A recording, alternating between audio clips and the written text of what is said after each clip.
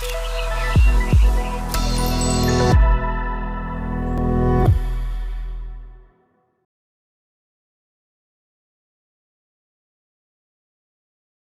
up, everyone? Are we doing good? Yes? Okay, it is Friday morning. We are going to talk about cults. So I hope you're excited. We're going to talk about money. We're going to talk about cults. We're going to talk about community building and how they all fit together.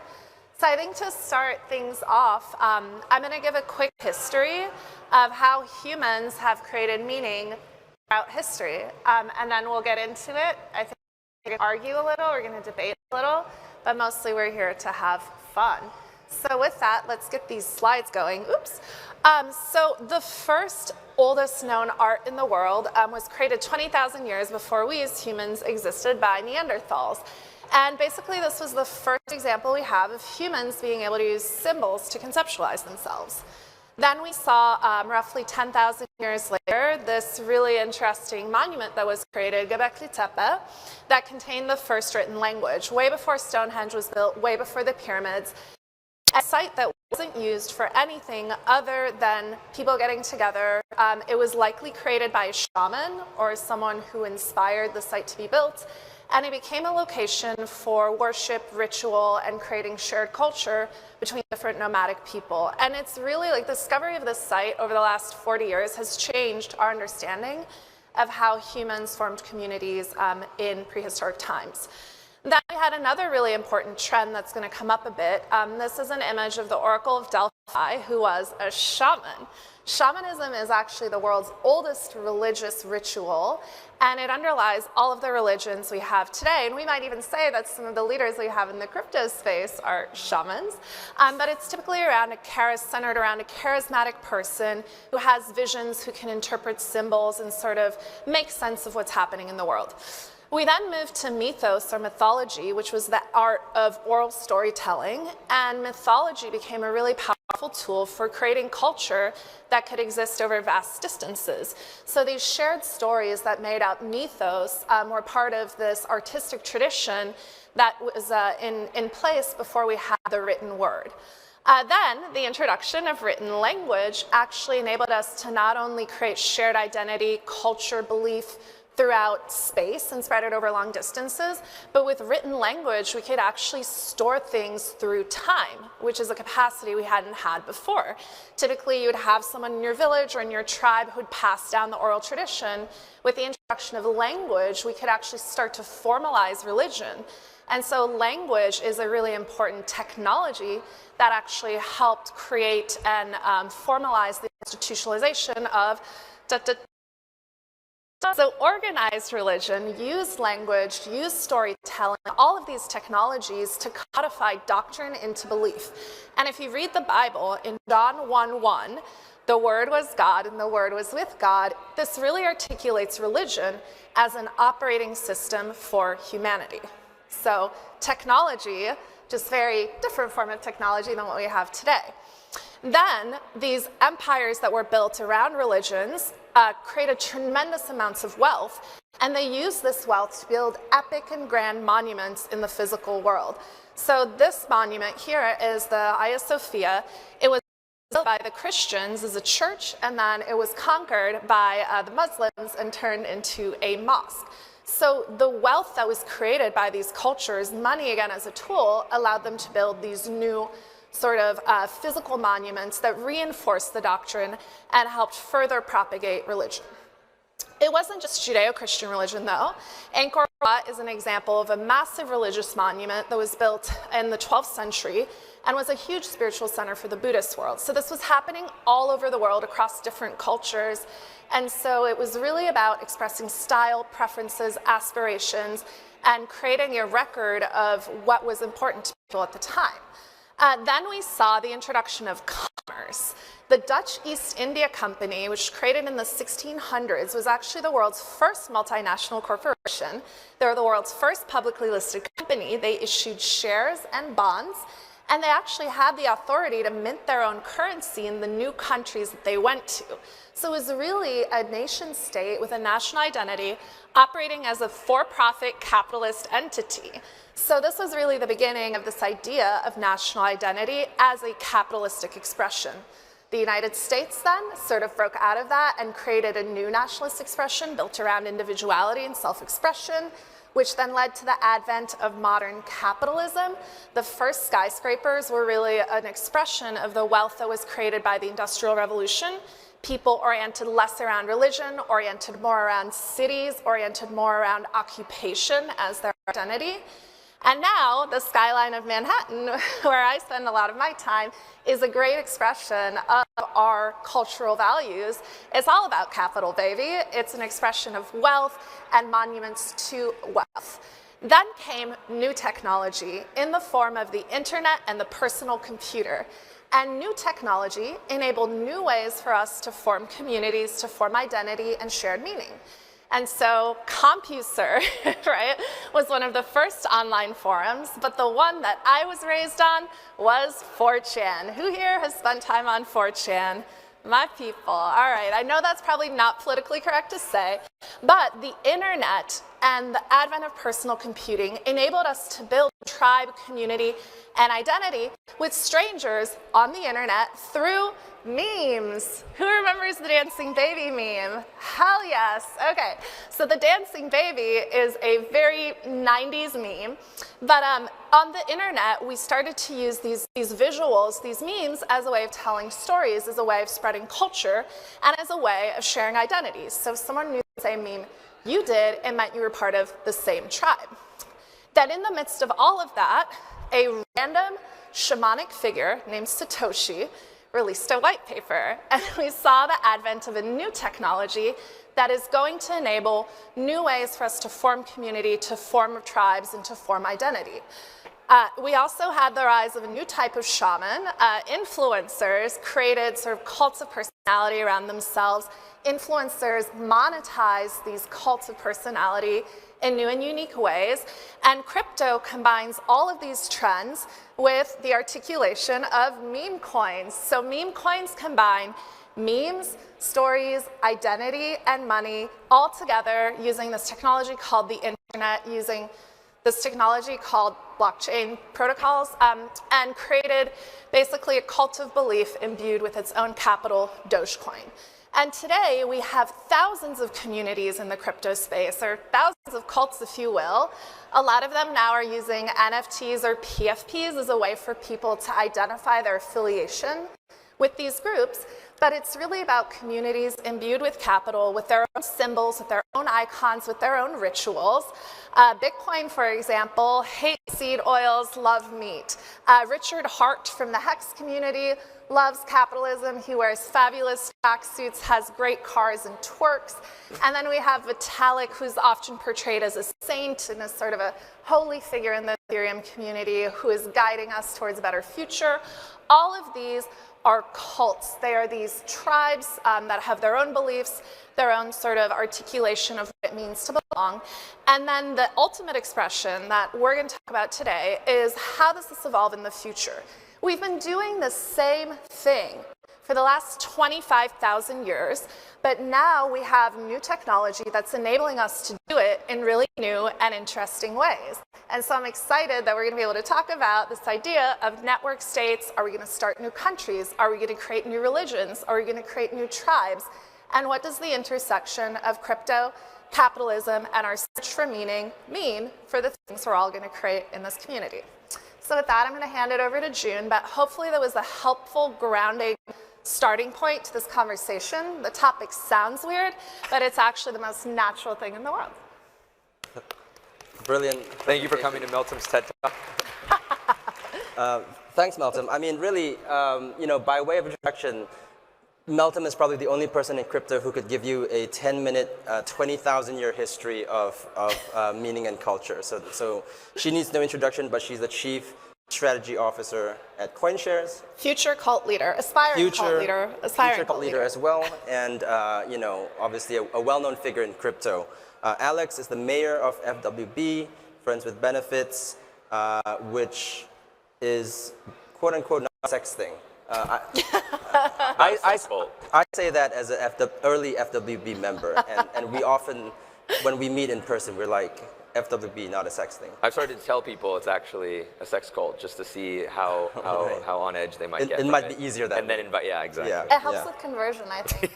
Right. And I'm Joon Ian Wong, a longtime journalist in the space. I was with CoinDesk back in 2013, and I helped to start Consensus back in 2015. So what a long and strange journey that we're here now with 20,000 people. But just to kick things off, thanks for that presentation. Alex, I wanted to go to you. Today we have all of these. Well, Meltem's proposition is that we've been doing these cult things for millennia, and now we have unprecedented new tools with which to scale, to engage in new ways, to coordinate in new ways. Some of those tools are things like DAOs. What's your take on that? Yeah, when we kind of got put together for this chat, I think we all were excited to explore. I think Meltem had sort of proposed this phrase of the crisis of meaning, and we're seeing this incredible energetic movement into crypto or this clever rebrand of Web3 and seeing a lot of these same sort of tenets or pillars that prop up really exciting communities veering into religions and cults and we thought it would be really interesting to kind of break down these through lines that connect all these sort of pieces together to really showcase that this larger movement of Web3 isn't entirely novel from a sociological perspective, but really sort of mirrors what humans have been doing for sort of centuries. And those sort of pillars are what really comprise of the most exciting NFT-based communities or token-based communities or DAOs, the organizing structures that sort of govern these different communities, and sort of reduced it into, I think, 4 really helpful pillars or categories. I think that the through line between all of these is meaning, purpose, ritual, and a sense of community. And when I share those 4, I think it's purpose in that these different groups all typically gather around a specific reason to exist, whether it's as light of a purpose as a shitcoin or a meme post, or a crypto dick butt, or as deeply meaningful as some of these, like, say, carbon-based token projects. You have things like ritual, which I think transcend all different forms of religions, communities, cults, internet-based organizations where you have functions whereby the individuals that make up that organization can establish ways to integrate new members, new contributors into that experience, whether it's language, I think is something really strong, like GM, WAGME. I remember when that started to really evolve, you saw it really create a sense of community, of people in Web3 who felt sort of on the fringe, now GMing every single day, and then all of your normie Web2 friends were like, I gotta get involved, and they start GMing. I want to GM. We all got to GM. It feels good. And so you see language as a form of ritual, right? And then community. I think that's sort of one of the more or not obvious, but sort of well needed ones. I think insert the traditional argument about decline of religion or I'm spiritual but not religious. This need to be a part of something bigger than oneself. And an increase of loneliness through technology. I think what a lot of these communities, let's say the last 10 years, the Soul Cycles, the Pelotons, the CrossFits, all these different yoga movement. Now you're seeing a lot of the same patterns happen within Web3. People feeling a real sense of identity. Yeah. There's 17,000 people here all coming together to share in this shared identity, this sense of self we have, which I think is the fact that we're here doing this is a testament to that. Right, and like to ritual, a huge tenet of routine mass gatherings, right? I think we all love our crypto conferences, and I think because it gives us a chance to see people from all around the world that you don't get to interact with in the flesh and feel a sense of community.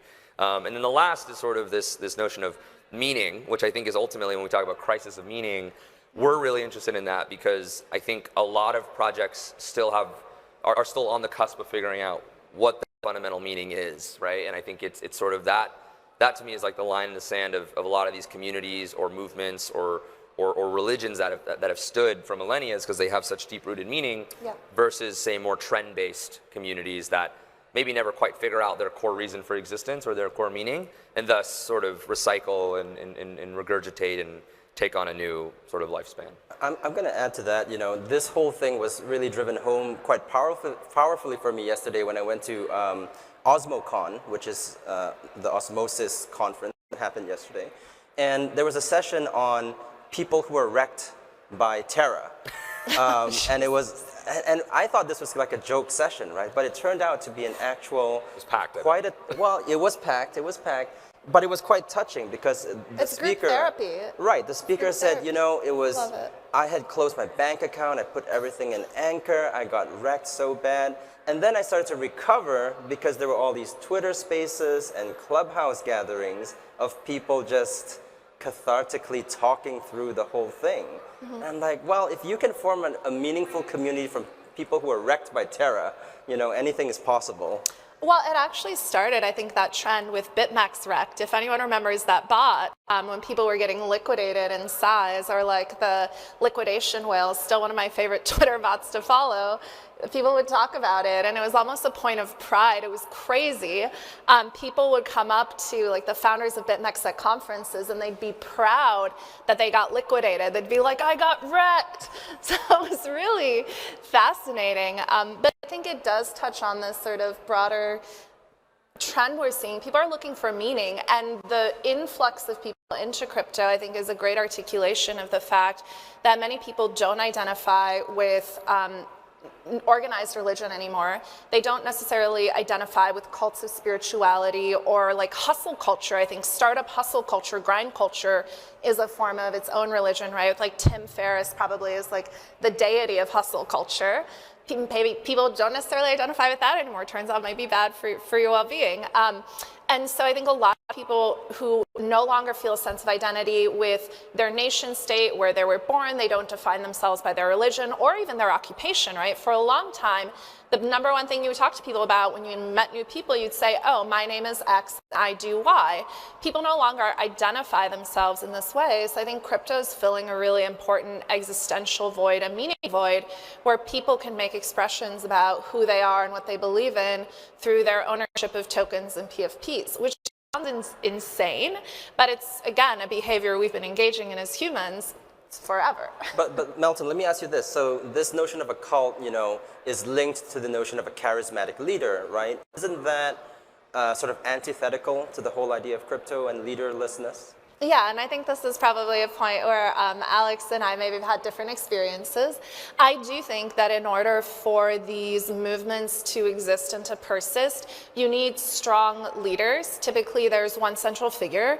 In the case of Bitcoin, I have no doubt in my mind that there's no way Bitcoin would have succeeded without the myth of Satoshi, because Satoshi is the shamanic sort of deity-like figure that gives people sort of this ability to identify with, to relate to Bitcoin. Similarly, Ethereum really needed Vitalik for many years to be this figure who would be the center of the community and would be not just a spiritual leader, but also an ideological leader. And he's really, like, I think of him as a technology philosopher, where he articulates and lays out a vision for the roadmap of what the technology should enable, and that instruction has guided actually the technical development roadmap for Ethereum, which I think is fascinating. So I think it is really challenging, and even with DAOs, I'm part of a number of DAOs, I think it's really challenging for these new communities, these cults of belief, if you will, to persist without strong leadership. We've seen communities try, but I think it is really challenging. And even in the Bitcoin community, we haven't had Satoshi present for over a decade now. And as a result, in that void of sort of leadership, we've seen multiple people try to step up, whether it was Roger Ver during the scaling war, and his crew, every corporation in the world to put Bitcoin on their balance sheet. We've seen these different figures try to step into this leadership role, and we have seen the fragmentation of, for example, the Bitcoin community into these smaller subsects. But what's really cool about crypto and the fact that we're building on open public protocols is you can actually have these different smaller fragmented communities, but they're all still unified by this common economic incentive and this common sort of protocol which we're all building on. So while you might have small ideological differences, there is sort of this overarching umbrella that a lot of these communities can operate under. I think it starts to get more challenging for smaller projects that have less capital and have sort of less ideologically driven views that don't have as strong of a purpose, as Alex articulated earlier, I think for those, persistence is much more challenging because there isn't this sort of core function that keeps the movement going forward. I'm actually closer on the spectrum with you in that I think DAOs, leaderless DAOs are very challenging. I don't think DAOs should be leaderless. I think they should be leaderful in that it's more about a baton passing that is sort of, autonomous in the extent that it's public, it's transparent, it's fair, but DAOs should be promoting leaders to emerge organically, and sort of remove from, I think we all agree, single point of failure leadership has its issues, but DAOs that really create really incredible frameworks for leaderful emergence, where you allow for sort of the ball to be passed based on expertise, based on labor contribution, based on specific skill sets, tend to promote the most diverse communities because it actually allows for, say, that fragmentation to sort of occur organically. You see a leader emerge in a specific topic area within a larger community. It's more about empowering that individual and sort of the folks that surround that individual to sort of fork in a way that is beneficial to the larger ecosystem if the right incentive mechanisms are in place. So let's talk about that, right? So what are those frameworks and what are those mechanisms? Because I guess the two big schisms in crypto are doing things off-chain, for example. Bitcoin are governed off-chain, and doing things on-chain, right? Which many DAOs are trying to codify a lot of this decision-making on-chain. So I don't know, maybe you can talk about how FWB does things in terms of governance, picking leaders, and things like that. Yeah, so FWB primarily runs our governance through Snapshot, which is just a traditional voting mechanic where community members and different work streams are able to propose different projects through like a whole proposal process that we've sort of created. I think we're beginning to experiment with what we found is in general across most DAOs, there's a relatively low sort of participation rate because of information asymmetry and the ability to actually make a proposal that is meaningful to the wider sort of collective group. We've experimented with many different formats and ways to encourage more, say, like not every proposal needs to be, 100 ETH proposal to change something fundamentally about how the DAO operates, but more so, how do you allow for more lightweight experimental stuff? We just put out sort of a grants program that we're calling FWB Garage that allows for every season, a group of 5 to 10 proposals to get passed that don't necessarily need to be like life-changing to the specific DAO, and just trying to sort of grease those wheels to encourage community members to experiment in more governance, in more proposal making. In terms of how leaders are really identified, there's a lot of exciting different tools that are being built out there, things like Coordinate, things like Utopia, things that allow for what does retroactive value assignment look like? How can community members signal, hey, this project brought a lot of value to me as a participant in this network, so we should place more resources there or place more attention there. And a lot of different projects are experimenting in how these different tools can promote the identification and promotion of more leaders within an organization. I think for a long time, like one of the refrains in social tokens and in DAOs was, oh, we don't have the tooling, right? We need more tooling. But I guess, and a question to both of you, which one comes first, right? Is it the tooling or the need for the tooling? And what do you think is of the state of tooling today in terms of DAO governance?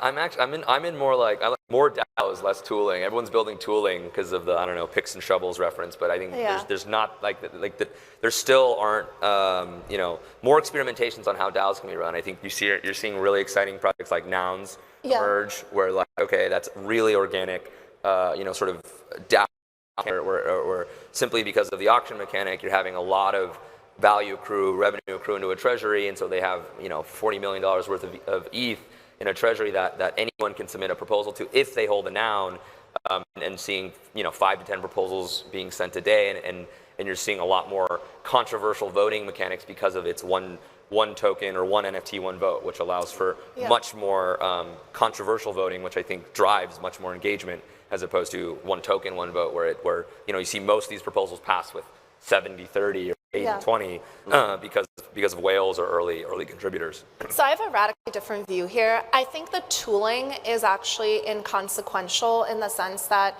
we don't even know what the behavior needs to be. So historically, and this is a challenge with democracy, if we look at voter turnout is incredibly low in small matters and extremely monumental large matters. So on average in national elections across the world in democratic countries, voter turnout is anywhere from 10 to 30%. Maybe if it's a really highly contested election between two ideologically very different parties, it'll be slightly higher.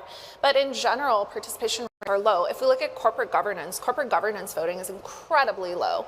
So one of the really interesting challenges is how do we create effective representative sort of structures where people can rally behind individuals, or again, these enigmatic sort of figures, these figures that are very charismatic, enigmatic, would call it what you will, these leaders in the community who they believe will best represent their interests, which is why proxy voting, I think, is a really interesting new dynamic that's been introduced in a lot of DAOs that the protocols are utilizing.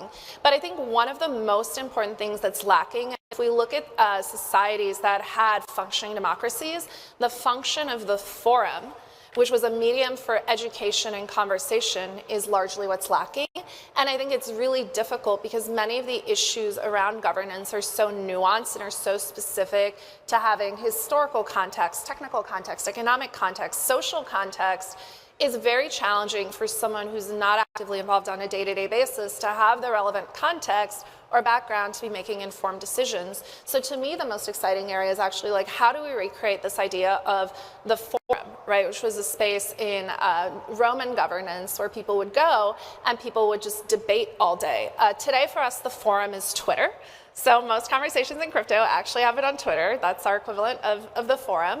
But I think there is a need for a better educated populace. And this was actually an insight, again, from Publius, who wrote about this when he sort of articulated this cycle of human organization, which is called the Kykelos cycle, which is sort of how we go from charismatic leader to democracy to anarchy, then back to charismatic leader. Like, we've been in this cycle for millennia now. But one of the most important observations was, in order to have good governance, you need a well-educated populace. And so I think the biggest challenge is, like, with just the proliferation of these different communities, these different cultures, all of this nuance, how do you actually allow anyone or, to have the nuance and the necessary knowledge needed to make good decisions. So I think one of the interesting things will be seeing, today there are as many different types of tooling and as many different approaches to governance as there are communities. I think starting to organize around some core principles will be really interesting because it'll enable more standardization. So I think it's the rites and the rituals of the community and sort of things that work need to come before you build the tooling to enable it through technology. I think that's a really good point about the forum, because if you think about some of the biggest use cases of the internet, right? Bulletin boards, BBSs, Usenet, they're all forums. Yep. Reddit is a forum, 4chan is a forum. And if crypto has taught us anything, it has the ability to make the most sort of esoteric monetary theory, studies super interesting and engaging, right? Like, we have so many people now talking about monetary theory. We memed reserve currency into existence. Like, can we just pontificate on the fact that we have memed a fucking $1 trillion asset class into existence? I get very excited about that. It's incredible. It's the power of the internet on full display. It's the power of these like really weird fringe internet communities now becoming mainstream. Yeah, it's unbelievable, especially when you put it in context, right? The first consensus, we went from Bitcoin 1,200 to 200, and people thought, the industry was done, right? And here we are 7 years later. We have a minute left. I wanted to just offer one more thing based on your presentation. There's a great book by my former colleague David Morris at CoinDesk. He wrote a book called Bitcoin is Magic, and it's based on this theory by a Canadian theorist called Harold Innis, who wrote about time-bound and space-bound media. Yeah. And he says, time-bound media are things that are durable, so like clay tablets, they persist over time. Space-bound are things like newspapers and pamphlets. And time-bound media are biased towards decentralization and consensus, because you need people to agree over time that this thing is the thing that they all agreed on. And the big innovation of crypto is for the first time, we have media that is both time and space bound, because we have digital objects that can persist over time. Yeah, with indefinitely. permanence and with fidelity. I think the fidelity component is so important because historically we've relied on trusted intermediaries to convey and translate that physical history. And now blockchains enable us to convey that history with permanence and with certainty around the fidelity of the information. Absolutely. So, just going full circle back to your presentation, we have a new form of media, which is blockchain media. And that is really the thing that I think can enable these new types of coordination and new types of tribes, I guess. Yeah, we have the tools for propagation. Now we just need to decide what seeds we want to plant, and we have capital to water them and watch them grow into, I think, things that could be far beyond any of our wildest imagination. And with that, we're out of time. Thanks so much to my great panel. Thanks for listening. Thank you.